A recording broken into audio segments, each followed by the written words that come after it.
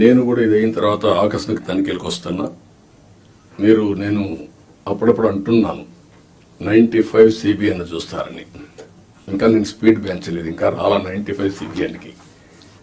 అప్పుడు కొంతమంది తెలిసిన వాళ్ళు ఇక్కడ ఉంటారు, మినిస్టర్స్ కూడా అప్పుడు పరిగెత్తేసేవాళ్ళని.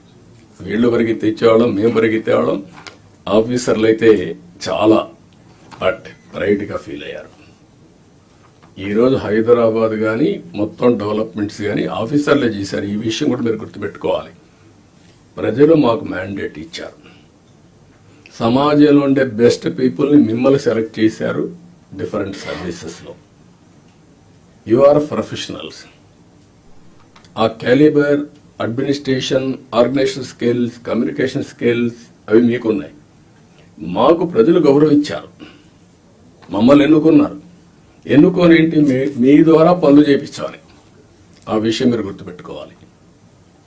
మేము పని చేయించకపోతే మా తప్పు, కానీ మేమే పని చేయాలి అంటే కుదరదు.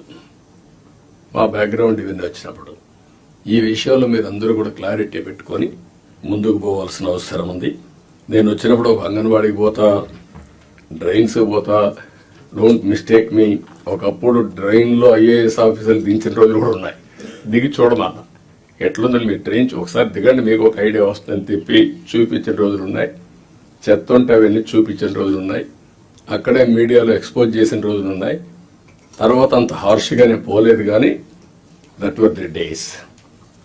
కానీ అదే మరి హైదరాబాద్ని బిల్డ్ చేయడం కూడా వీళ్ళే బిల్డ్ చేశారు. IT కూడా వీళ్ళే చేశారు. అది ఈరోజు మనకు ఒక ఔటర్ రింగ్ రోడ్డు కావచ్చు, ఆలోచనలన్నీ వీళ్ళ ద్వారానే వచ్చాయి. ఈ విషయం మీరు గుర్తుపెట్టుకోవాల్సిందిగా నేను కోరుకుంటూ